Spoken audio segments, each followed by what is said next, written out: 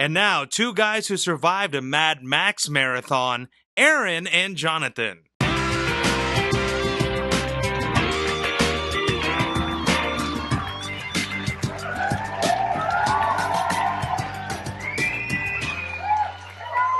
Howdy, and welcome to episode 23 of In the Rabbit Holes Urban Survival Podcast. We're your hosts, Aaron and Jonathan. In today's episode, Aaron and I polish up our tinfoil hats and recruit for our roving horde. You are in the rabbit hole, safe and sound.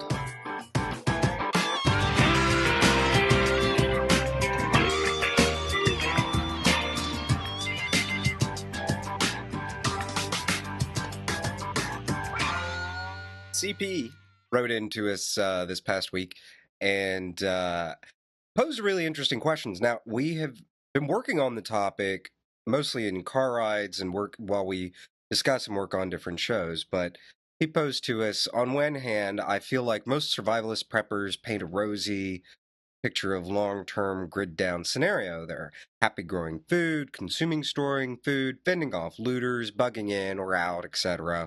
Bottom line, they're alive and kicking. Albeit on the other hand, and he referenced an article which implies quite the opposite, which implies even those prepared will be toast. Yeah, it actually, I think the statistic they used, and I'm going to use statistic in the made-up number sense, was 90% of Americans would be dead within a year. Mm-hmm.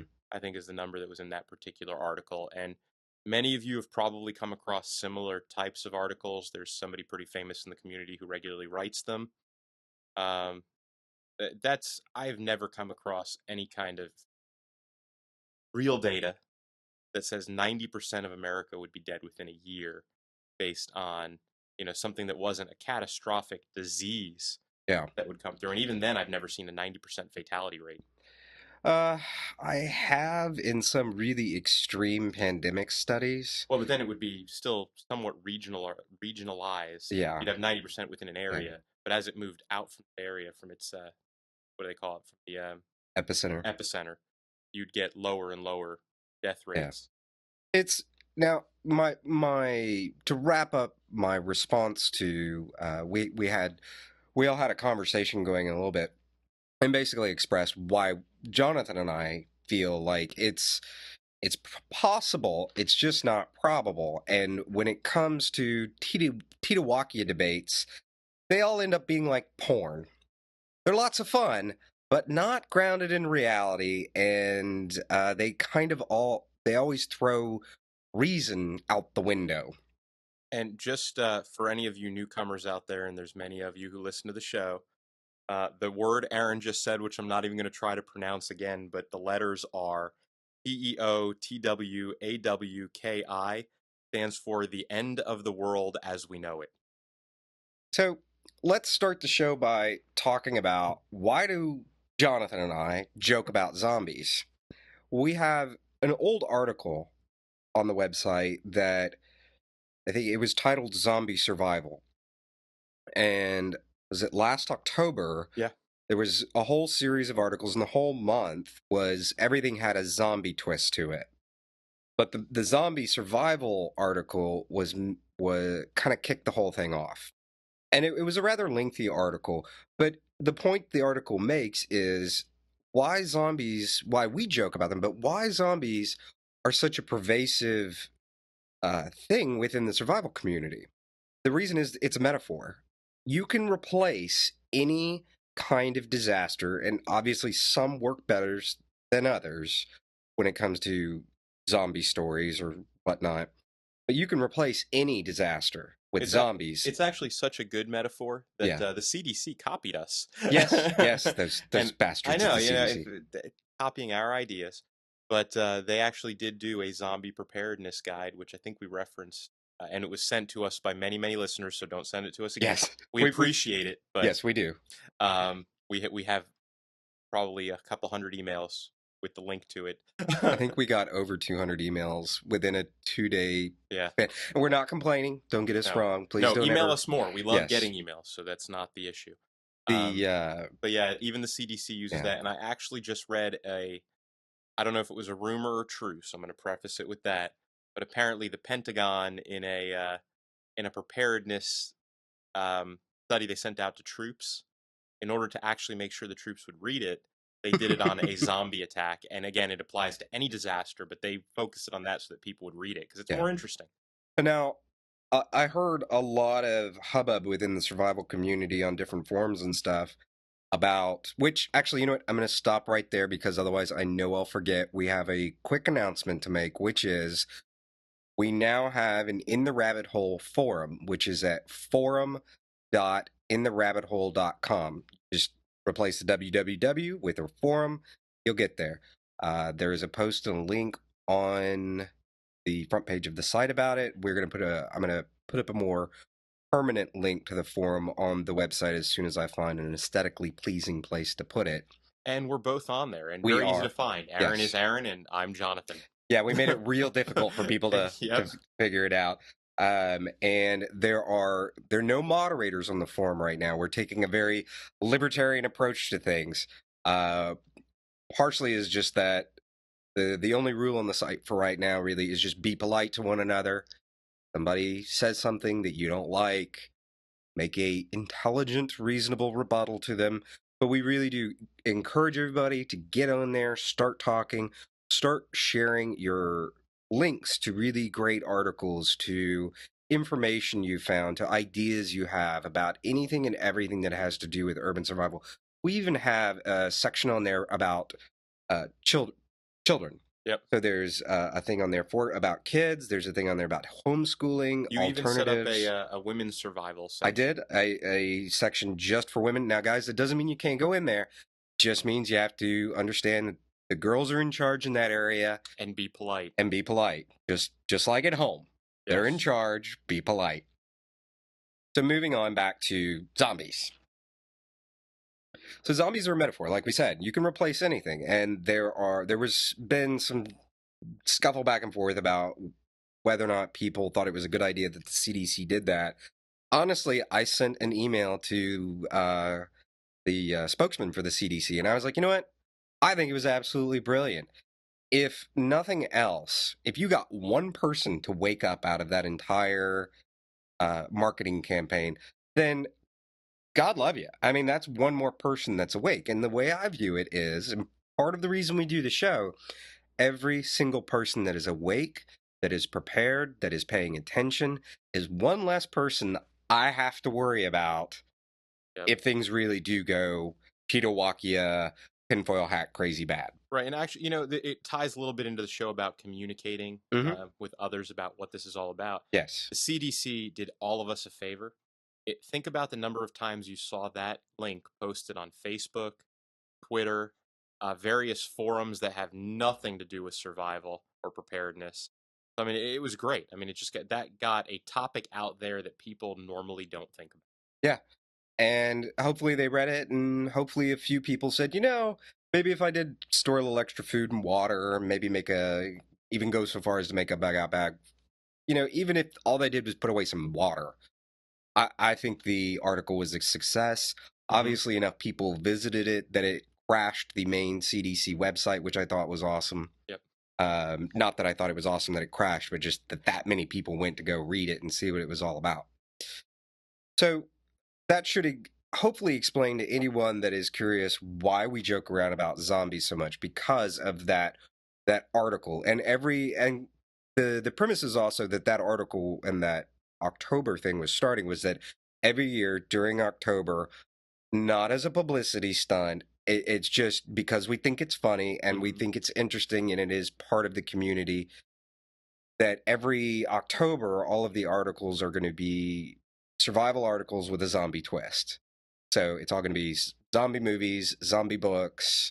I think we had some ideas this October. You should be looking forward to it because we'll be throwing in some other ideas even beyond zombies. Yeah, it should be a good October. I had some very elaborate ideas, and Jonathan did too. I don't know if we'll be able to make those happen this year, but we're definitely going to step it up a notch. Yep. So moving past that, let's talk about the pitfalls with focusing on TEOTWAWKI events. And selective reading is what I like to call it. I'll start with selective reading. selective reading is kind of a funny thing. Individuals, just like political organizations and countries and everything else, whether we realize it or not, and I even catch myself doing it sometimes and have to back up. And Jonathan, I'm pretty sure you do the same thing, which is you have kind of a preformed opinion about things. It is human nature. I've never met anybody that just can blindly go into something without some preconceived notion about it. Well, then you spend the rest of your time fighting off that preconceived notion. And in much the same way, one of those side effects is that it really can greatly influence your reading. So if you read one study that we'll take EMPs, for example, which we are going to come to here shortly, but let's take EMPs.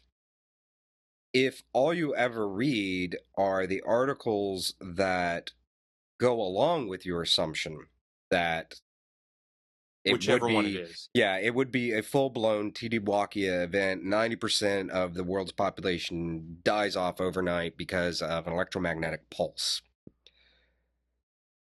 Well, if you then read a rebuttal to it and go looking for a rebuttal, and I'm not saying you read a rebuttal that sounds like it was made from a crazy person, but you try to read it with as open a mind as you can.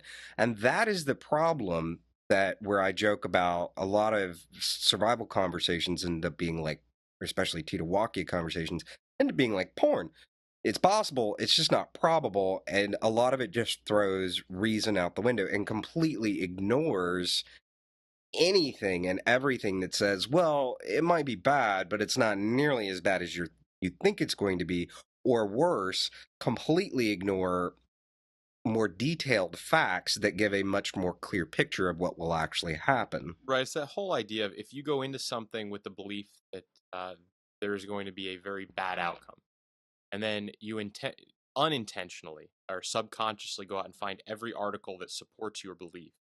It's that whole idea of throwing fuel on the fire rather than balancing that fire, caring for it, and creating the right temperature. And again, we're not saying that anything out there. A lot of the things that are talked about they're possible. It's an issue of how probable they are and to what extent it's going to happen. You have to kind of balance possibility with reality. Yeah. And we even joked in a car ride one day not too long ago about could zombies really happen? It was kind of a juvenile Mighty Mouse versus Superman kind of argument. But we weren't really arguing. We're Mighty just like, Mouse every time, by the way. Well, yeah, He's little, he's fast. I'm in agreement with you. He's wily. And you know what? The yellow tights. That strikes fear into the heart. All right, moving on. We were running through the scenarios and how could you actually produce a zombie? It was a Saturday morning, I think. We were on our way to the range. We were bored. It's a 45-minute drive for us to the range, so we got lots of time to BS and talk about shows and stupid stuff. One day we'll record the trip and post it as a sideshow. Yeah, we have been talking about maybe releasing that show on a semi-regular basis of just unedited, which I probably will have to bleep out a lot of, but it's gonna be scary. Yeah, but what was it? We were going to call it a car ride to the range or something. Yeah, I think it was the range report. The range report, and it was just going to be a recording of us driving in the car for 45 minutes, rambling about God knows what. Anyway, so. But yeah, it came down to is it possible to create a mindless zombie? And we're like, probably. Probably, if all the conditions were perfect, in a relative sense, you could create a mindless, rampaging, violent zombie. It may not be a storybook zombie, but it could. I'm guessing. Maybe you could create a mindless zombie. But the point really was just kind of an exercise in almost anything you can imagine is obviously possible, with exceptions. But what is the probability? Which leads us into a discussion about which we've talked about in the past, but we've never really gone into in full depth. It is Jack Spirko's.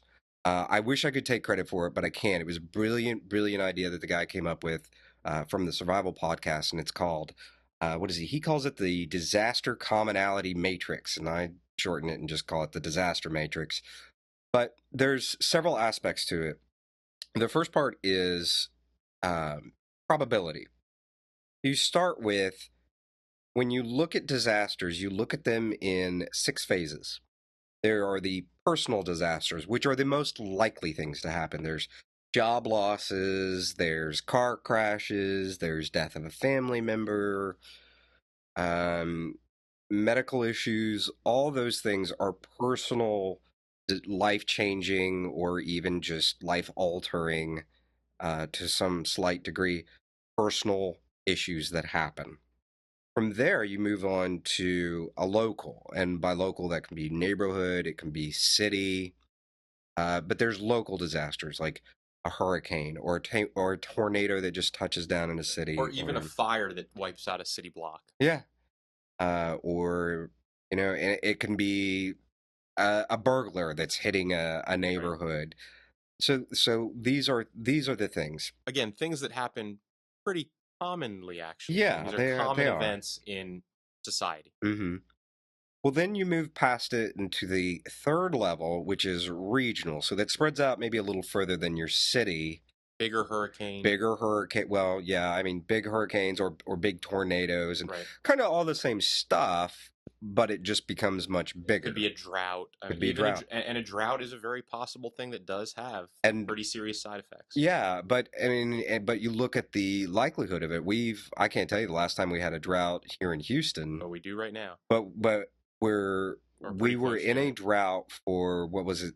I think it was 6 months. Mm-hmm. We've been in a drought, which is unheard of in Houston, especially a couple weekends ago. I was doing an apple seed nearby, and I happened to look, and the humidity was down to 36%, which to some people in some more arid regions may sound humid. To us, our gills are drying out because we're used to like an 80% humidity. Houston is a subtropical environment, so to not have any real rain for 6 months is actually pretty nasty. Yeah, it's most of our vegetation and our wildlife and even people the foundations to our houses. Oh, I can't even get my front door open right now without a tremendous amount of force. But it could be, like I said, droughts, flooding is another one. Flooding is another big one that becomes regional. So moving past that, then you have statewide stuff. Even bigger hurricanes, which for Texas, it's pretty hard to come by. Power grid failures. But power grid failures, and actually statewide right now, we are experiencing our drought is not really regional. It is a statewide issue. Right. We're having fire, which is causing fires all over the state and stuff. So not probable, but in my lifetime, I think this is the first time I've ever really seen it in my 35 years on this planet. Beyond that, you go into the much less likely, and you get into national issues. National issues, we can talk about 9/11 being a national issue, and it was from an emotional standpoint. Right. But as far as a real direct impact, that was really more of a local, maybe even regional, true I'll go impact. even national on that, though, because I think the financial impact of that impacted the nation. It did, but I mean, the true epicenter and the real issue. I mean, it affected all of us. Well, that's why from national, you've got a few interesting ones where things take a bit of a twist. You rarely have you will have regional financial issues. I mean, if you look at the Detroit area, they've had some serious financial catastrophe for a long time now. Yeah. But nationally is normally where you see recessions, depressions. Now, they impact parts of the nation differently. War is another one. War is a national, potentially worldwide, but national impacting disaster. And depending on how it hits you, it could be very different. It could be very low impact, where it's a war going on somewhere else, and you may know people who are there, but overall, the direct impact to you is more emotional than physical. Or it could be, going back to the kind of events we're talking about, these end of the world kind of events. It could be, an invasion. Mm. And I laugh about it because of the probability being so low. Yeah, but by invasion, you're speaking about aliens. Oh no, even an invasion of our own shores. Well, that's true too. Well, okay, the national. I was looking at the show outline, and I was thinking worldwide. Oh yeah, worldwide alien invasion. Worldwide, we have alien invasions. Wow, I mean, how or we can talk about thermonuclear war. Right. Yeah, Who really? I mean, I remember growing up in the 80s, man, everybody was terrified about it. And even in the 70s, 70s more so even than the 80s, but everybody was freaked out about it. We were going to have, when the Russians or the Ruskies were going to nuke us all. And they were just as petrified as we were that we were going to be the crazy one that pushes the button. And the thing is, for each one of these, there's a spectrum too, right? So you can say thermonuclear war might be on the less probable end of the spectrum. On the other hand, worldwide disease is very real. Worldwide pandemic is less of a probability. So on that, it is more probable than say thermonuclear war. At this point, we hope. But worldwide disease happens all the time. The flu is actually the standard flu, the regular one. I'm not even talking about any of the crazy strains or H1N1 that we all heard crazy things about for a while, but didn't have as big an impact as people thought. But just a standard flu usually starts out somewhere in Asia, spreads throughout the world, runs its course, and then in the following year you have a different strain of flu do the same thing. So you could look at that as a worldwide issue, but if you look at its impact, it's relatively minor. If you look at the probability, it's pretty high. So going back to that whole how the matrix works, things that are usually lower impact are more probable and happen more often and more likely, all that kind of stuff. There's the direct inverse relationship between the two. It truly is. It's they if you were to graph it, it would make almost a perfect X. The more personal the disaster, the more high the probability, and then the larger, more people that a disaster impacts, the less likely it becomes. Which is why we've always said prepare from the bottom up for the most likely on the disaster matrix scale, which is personal. So there's another part that comes into this, which is we've covered probabilities, but what about commonalities, which is Jack Spirko's big thing, that there is a commonality between all of these. Short of a solar flare that burns off half of the Earth or one side of the Earth. Which, if you're on the wrong side of the Earth, probably won't be a problem for you. Yeah, it's going to be pretty quick. And it's for the people on the other side of the Earth, it's not going to be that much slower for them either. No. It's going to be pretty nasty. So there's some things that it's just you look at and you just have to accept with some humility and say, there are things in this universe I can do nothing about. We've told this story before, and I'm going to say it again just because you may have missed that episode. When we took our CERT class, one of the Homeland Security representatives who spoke in front of us was asked a question by one of the members of the class, which was, well, what do we do here in Houston if there's a nuclear attack on Houston? And his response was, if there's a nuclear attack on Houston and you're in Houston, that's Dallas's problem. And while we started chuckling, I think a few people in the class, it took them a little while to get it, which was, you won't be here to do anything or to... It doesn't matter how much you prepare. There'd be nothing. There's nothing to worry about. And so now the fallout is now Dallas's problem for anybody that maybe didn't catch it at first. But so the commonality is, barring the disasters you have no control over, nuclear I can't talk today. Nuclear attack, solar flares, disease, true major disease. Barring the things you have no control over, all of the disasters are essentially the same as far as what you need to do to prepare. Food, water, shelter, security, warmth, the 5 major survival needs that you need to meet. They're always the same. There may be some minutia, there may be some nuances. Maybe you need a storm cellar or bunker to get through some of that. Though that would be the minutia that changes. But the minutia is really just slight minutia between it. If you really look at it, the bulk of it's always the same. You need the same 5 things to survive. Hence the nice part about being able to use a zombie metaphor for all. As long as you prepare for those kind of nasty scenarios, you'll be good. You'll be okay in most of the common real scenarios that you'll run into. So let's go into I think we've mentioned it a few times, but maybe we've never made it a real point to point out that I think maybe I'll have a little more of I think it's a pet peeve of mine, and maybe it irritates me more than Jonathan, I think.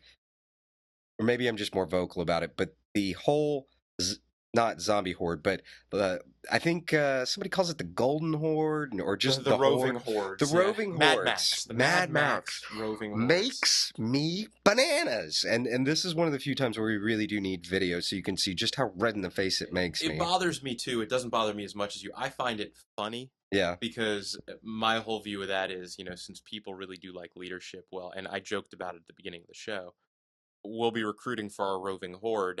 Please feel free to send us an email. I'm looking for members. Because at the end of the day, I think it's really funny that they think there's going to be these leaders out there creating these roving hordes of, I guess, people out of insane asylums. I don't know where they're recruiting. I think Bill Murray said it first was, I want to party with that guy. Right. But it's just, there is almost, there really is no evidence, no historical evidence. And even, I think somebody was like, well, what about the Mongol hordes? That was an army. That was an organized army. That was Actually, that was to... a very organized army, and it was one of the first truly organized armies of its type, horseback, riding on horseback. You can refute me. You can send me all kinds of emails. I have history, anthropology, and government majors behind me, so I'm pretty strongly confident in saying some of this. But they used horseback in a different way than anyone else had. They were only hordes in the sense of how they rode in and just tore things apart. Yeah. But they were an extremely organized horde, and it was a military effort. I mean, they were going in to conquer. And this was looking back through history, which is part of survival chi, with it falls under the umbrella of intelligence, which is you have to know your history.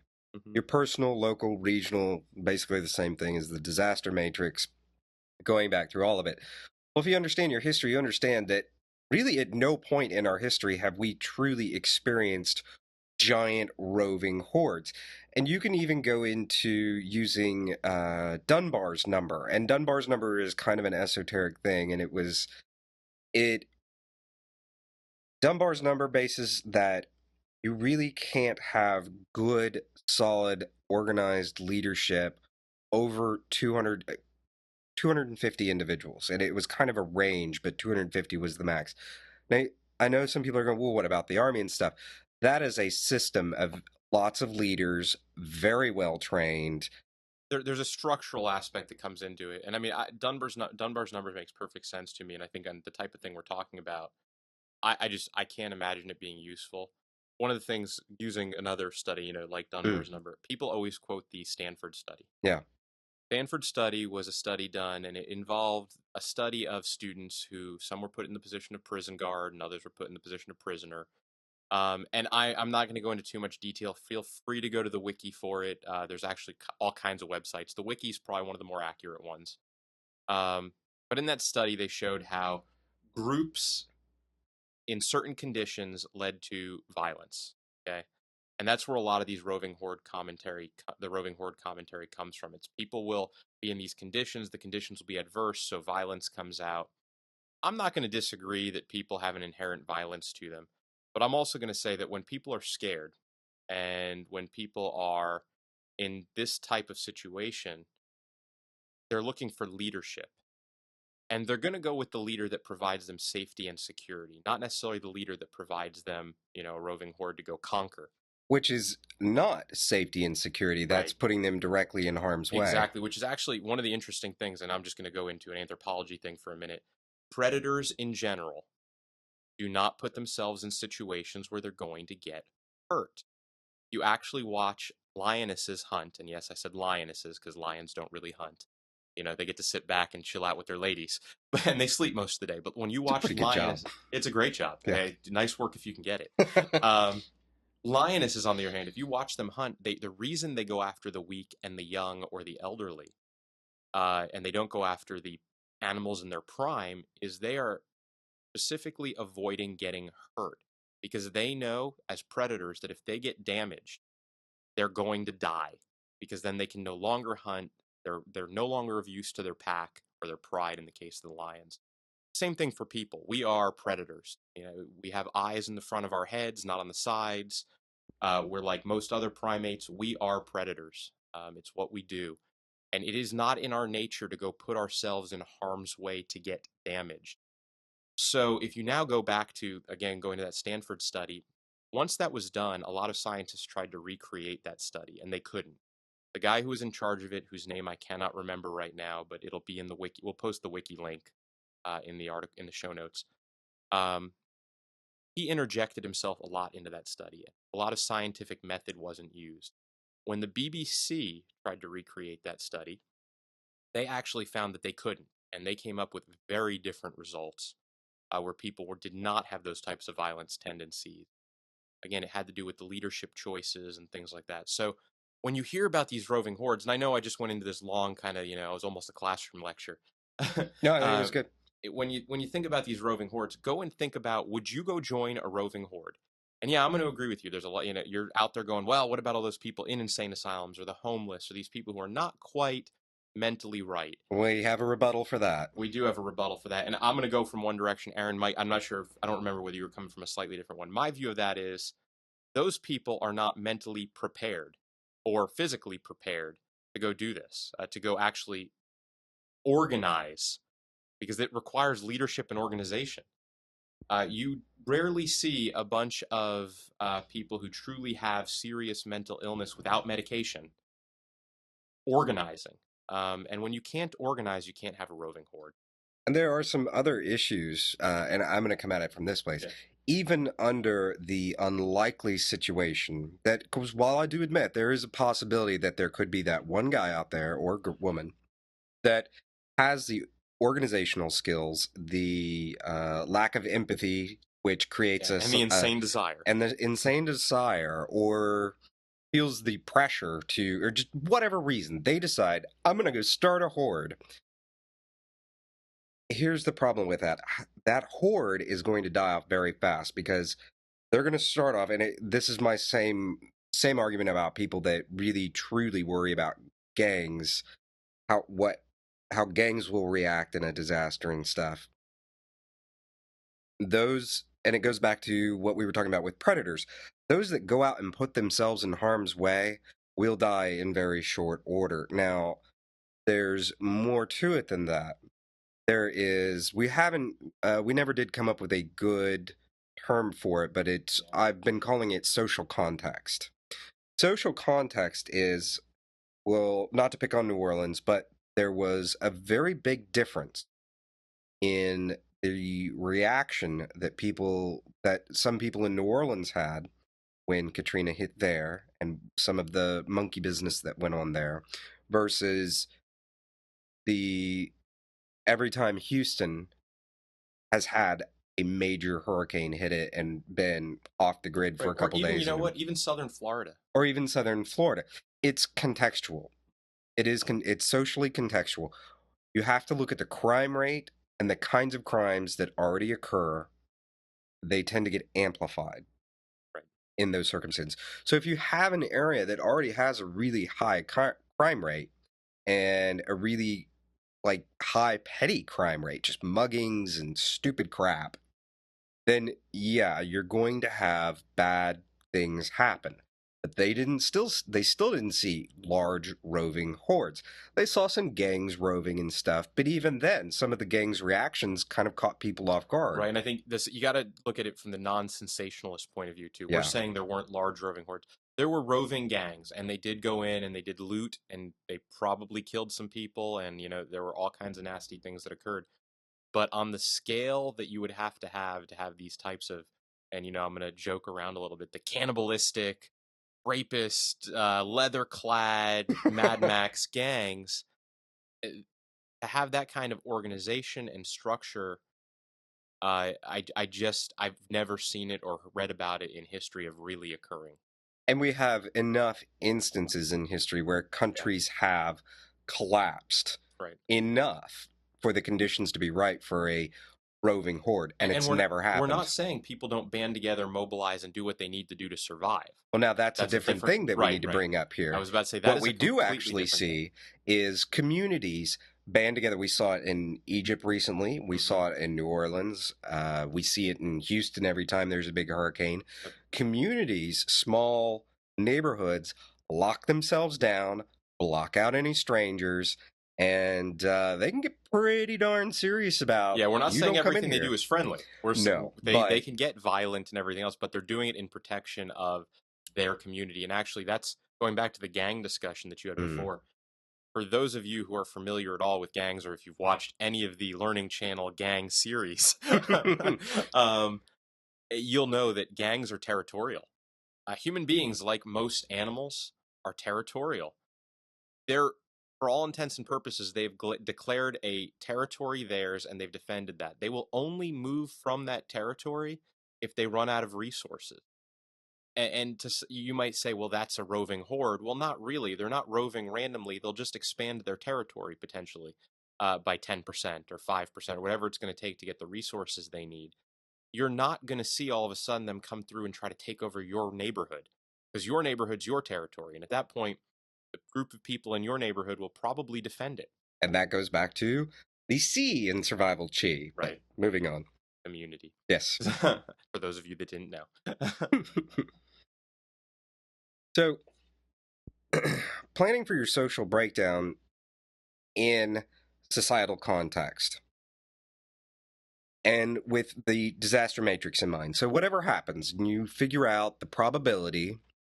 I'll leave that up to for each individual to figure out what they think the probability of things happening on the 6-part scale of the disaster matrix. Well, then take in social context. I've seen on a lot of forums people worrying about gangs.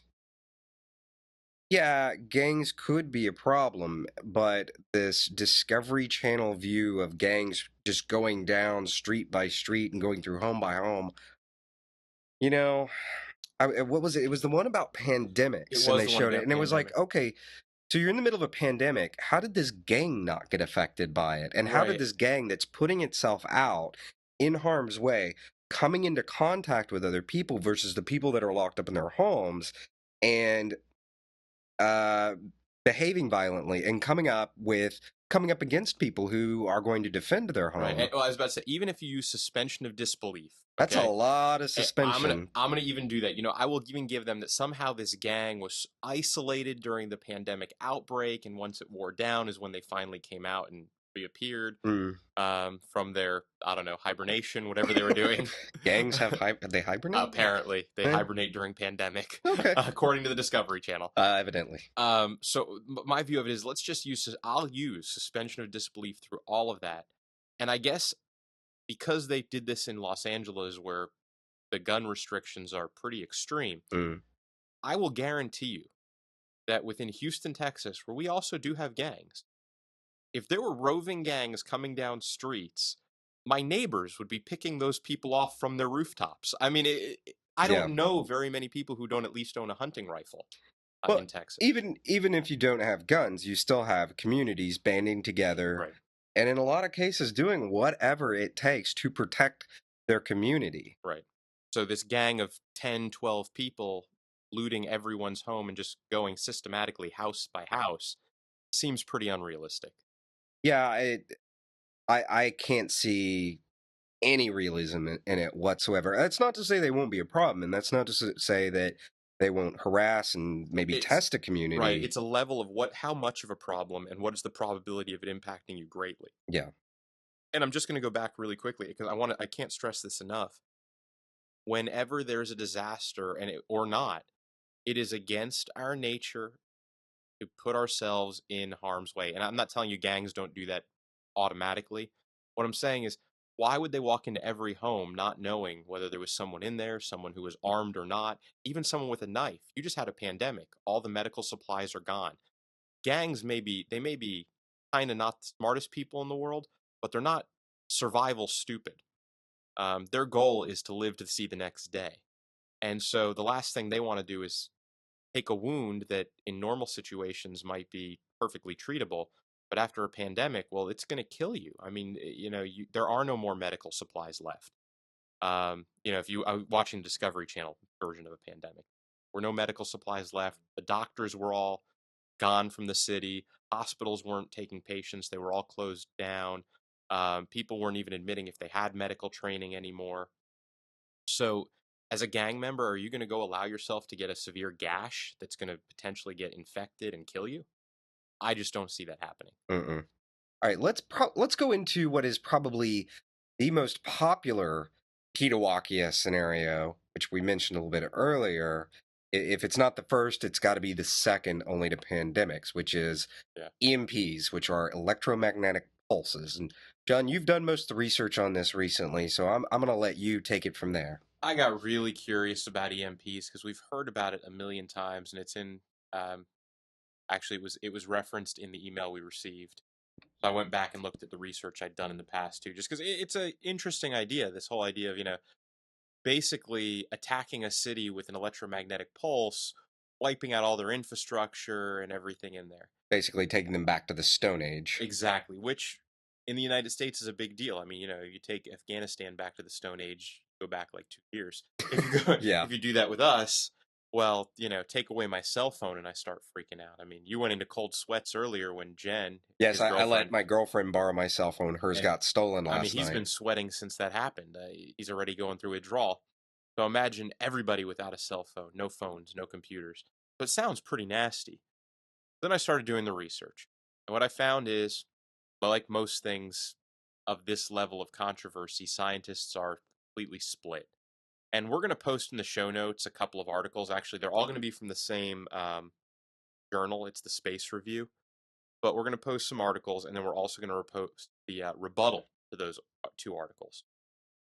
And you're going to get both sides of it, and you can go with whatever you want. But what I can say, overwhelmingly, whether you agree that EMPs are a threat, with the scientists who think that EMPs are not really a threat, they all kind of agree that it's not a super likely scenario. And now I'm going to give you my opinions on why it's not a likely scenario, because the scientists don't talk about it in too much depth. They keep it very scientific. Uh, but let's just say, if you're talking about a terrorist attack, no matter which scientist you talk to, you really kind of get an idea that terrorists are going to have to bring those EMPs into the country with them somehow. They're maybe going to be able to take out a city, maybe even, if you go with the extreme view, an entire state.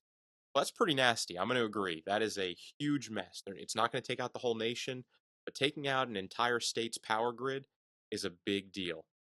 And then, as we know from past disasters that have happened in the Northeast, for instance, you take out New York's power grid, well, it takes out New Jersey, it takes out Connecticut, and then it cascades and pretty much takes out the entire Northeast. And it can, if not handled well, it can take out the East Coast because of the way power grids cascade and one fails over to the next one.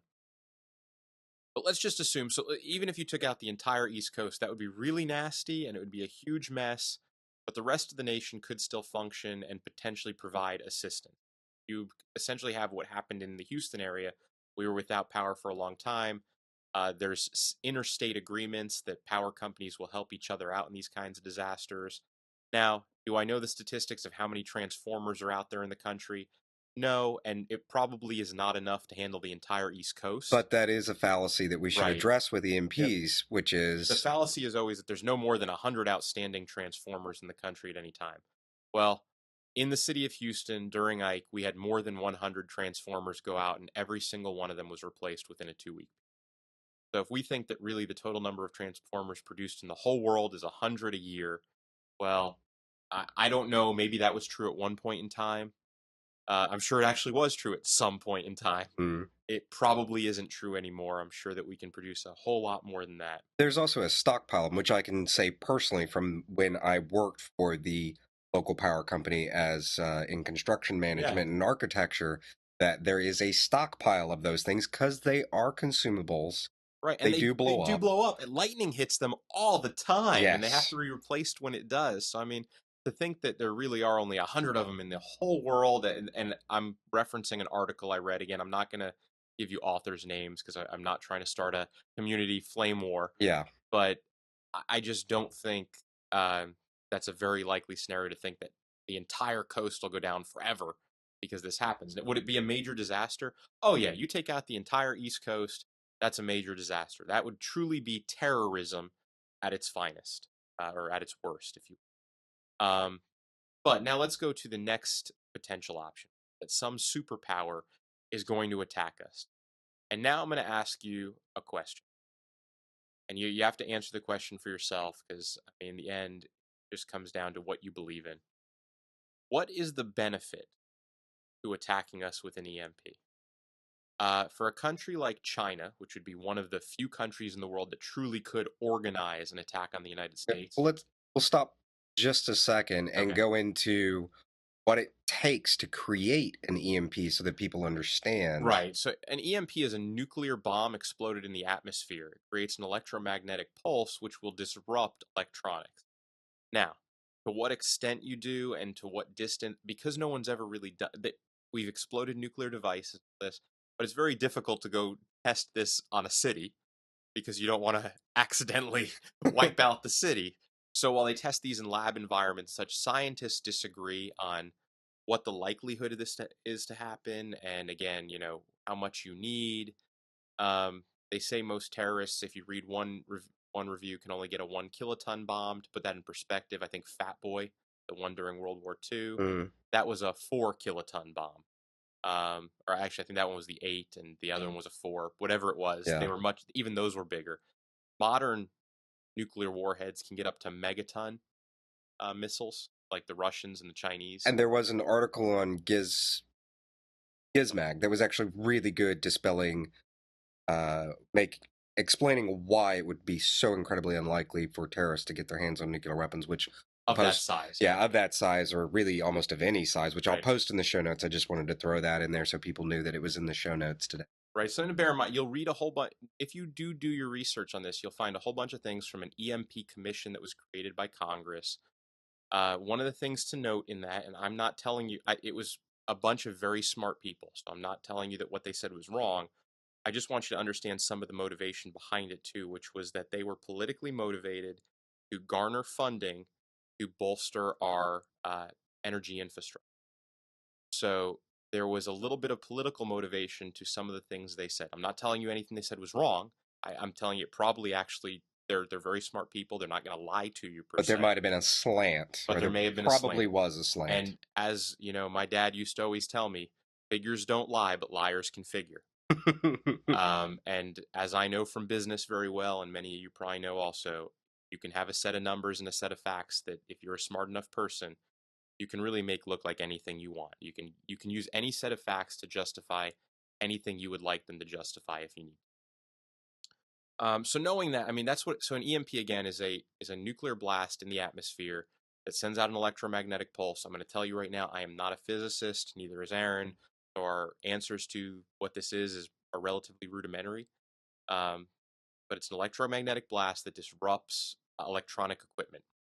It could actually disrupt the power plant so much that the entire power plant has to be shut down. So knowing that they're really nasty, again, the extent at which they can attack and do these things is hugely debated, even within the scientific community. But now I'm going to go to motivation. So let's even assume that an EMP is something that is likely to happen. Let's even go to that level because of how easy it is to do. Terrorists have the capabilities, they're out there.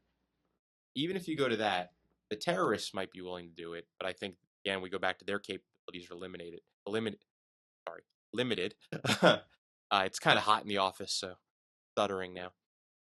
You look at, say, the Russians and the Chinese, which would be the next most likely potential attackers for whatever reason. Well, what motivation do the Chinese have to do that? In all reality, while you could claim that the Chinese are at war with us or have been for a long time or have a very different view of the world, we're their biggest customer, and we still are, have been for a long time, and it's planned that we probably will be for at least the next 10 plus years. And they've gotten quite used to the lifestyle to which we've helped them become accustomed to. Hugely used to that lifestyle. So what would the benefit be to them to wipe out our entire economic system where we could no longer buy from them?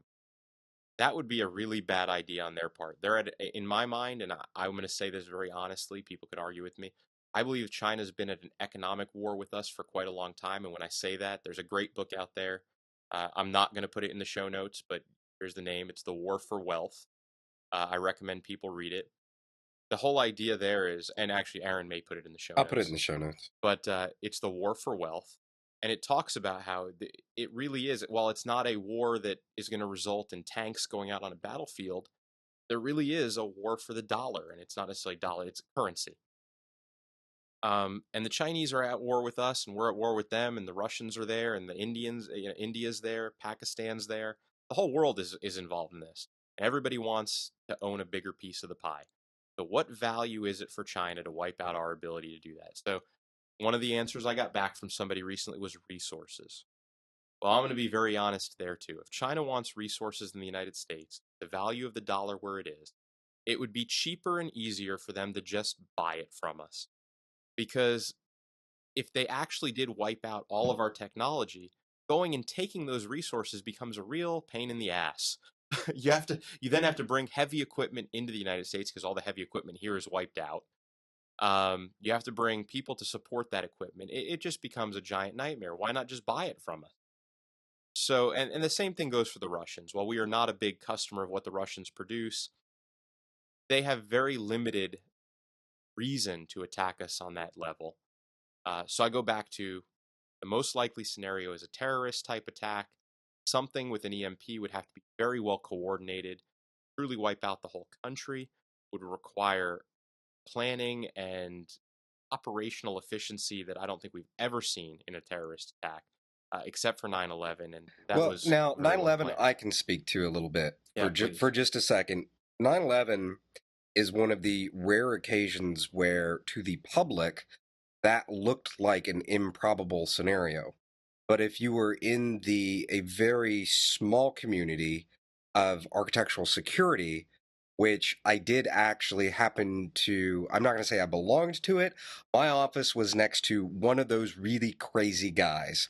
And he was only crazy because that was his job, was to figure out, how do you blow up a building? How do you destroy a city?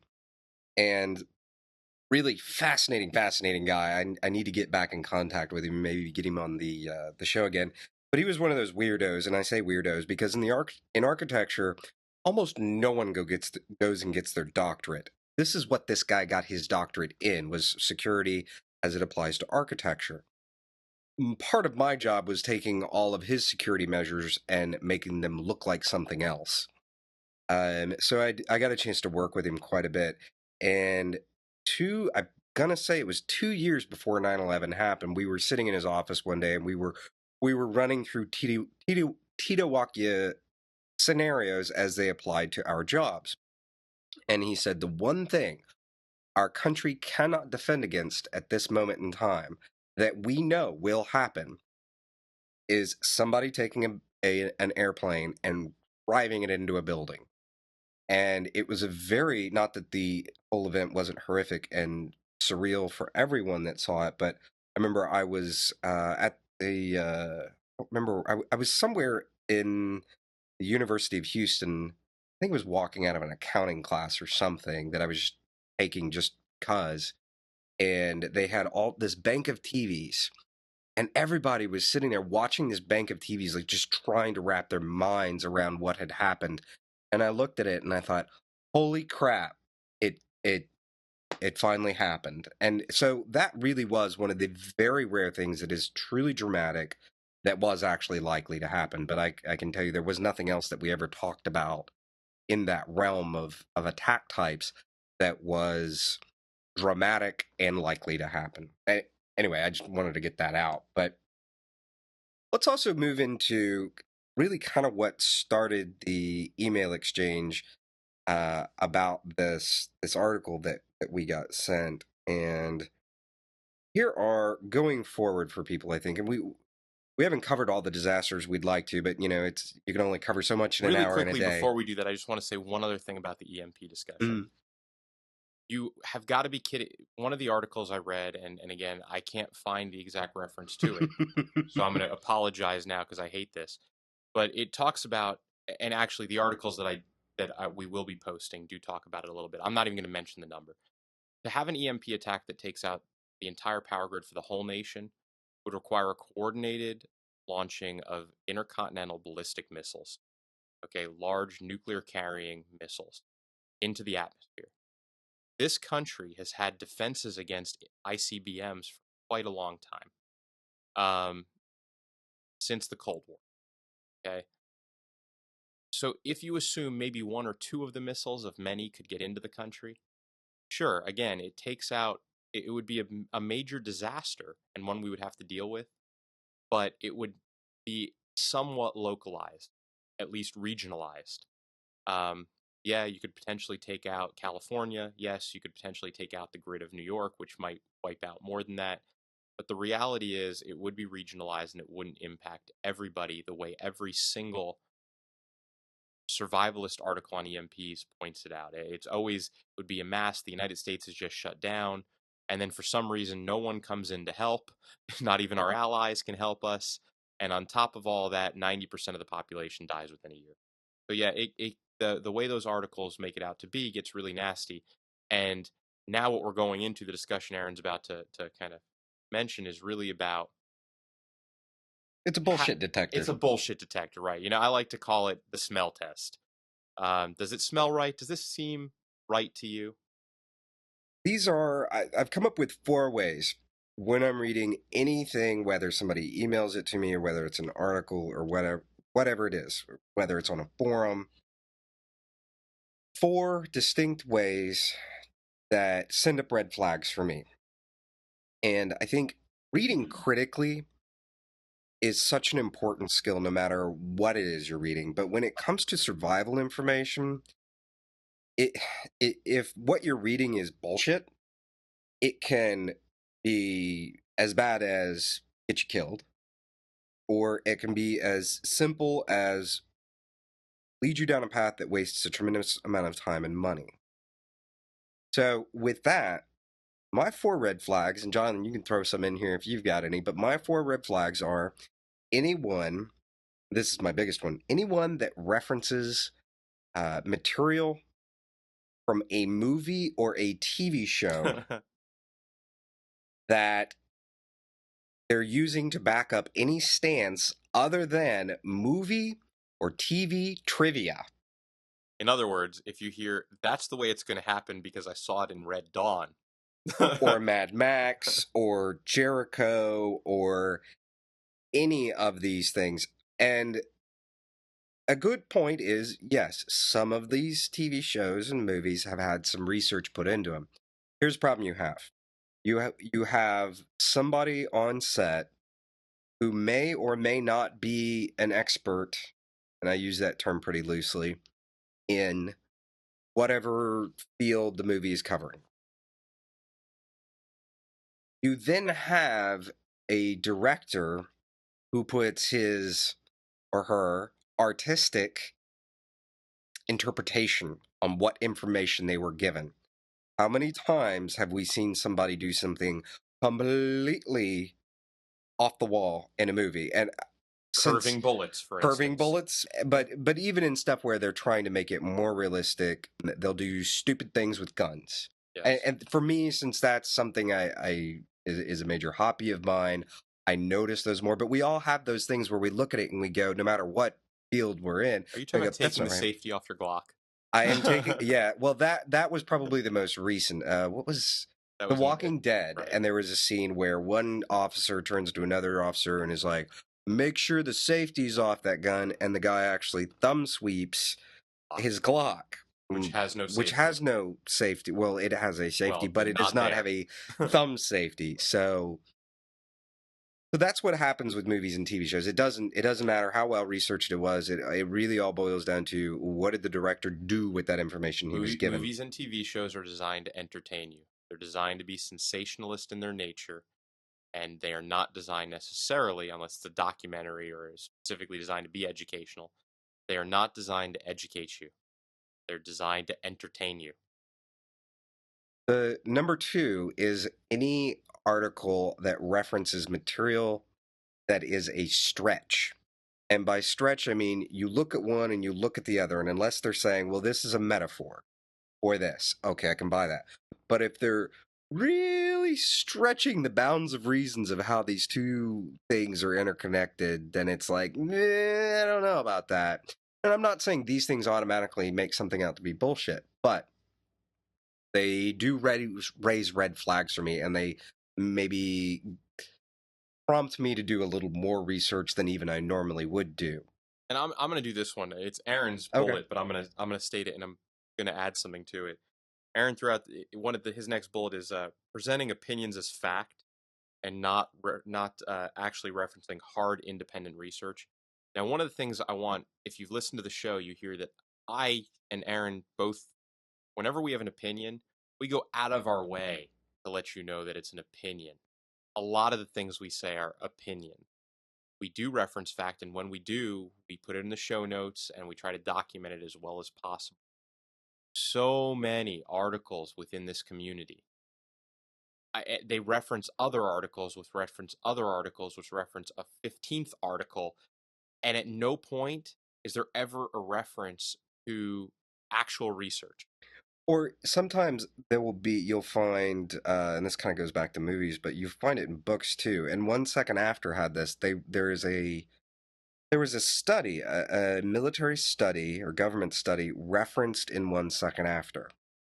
I spent 3 months looking for that study. I even posted it on as many survival forums as I could find and said, has anyone ever seen this study? Can you get your hands on it? Because if so, I'd like to read it because I'm sure there's a lot more depth than what was put into the book 1 second after, Right. which is a fantastic book, but the study sounded reasonable enough, but I've never been able to find it. And I've even read articles from people and heard conversations from well-known people in the community that reference that same study from 1 second after, but nobody can produce a physical or digital copy of that report. If listeners out there, if one of you has a beat on it and really can send it to me, by all means, please do, and I'll take back my statement. But to date, and I've been kind of, I looked for it seriously for 3 months and then gave up, but I've been kind of looking for it for over a year.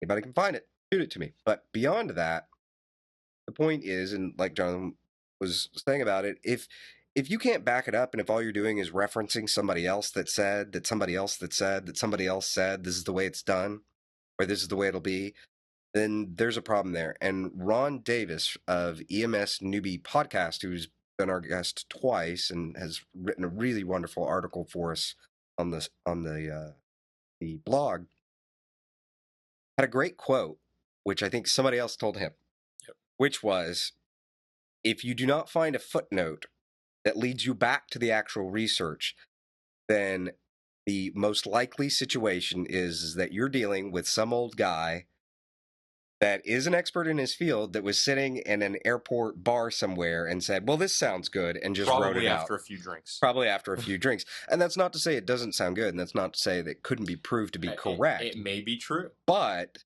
there is no actual science. Nobody sat down, ran it through scientific studies and stuff. And yes, things have to be run that way. Otherwise, you have to have controls. You have to know every aspect of it. And, it's like Jonathan and I were joking the other day when we were talking about, we love to joke about statistics. And, there's the old expression from Mark Twain, who actually copied it from somebody else, which is there's lies, damn lies, and statistics. Well, statistics are so hard because there's so many variables that go into it. And if you miss one, then the statistics can mean anything. Well, and statistics are just numbers. Yeah. And I can, again, as someone, I am a person who actually understands numbers pretty well. I've done business strategy for a long time. Honestly, I can make numbers look like pretty much any conclusion I want them to come to. The numbers themselves, like I was saying earlier, the numbers themselves don't lie. They're just numbers. But it's how you use them, and it's not so much necessarily a lie, but you can use them to justify things. You can use them to put your position ahead of someone else's, even if that's not the way the numbers were intended to be used. Yeah. And all three of these lead up to my final bullet and which my is your pet peeve, which is anything that references the hordes. So I'll leave you with that, Jonathan. If you have any to throw in.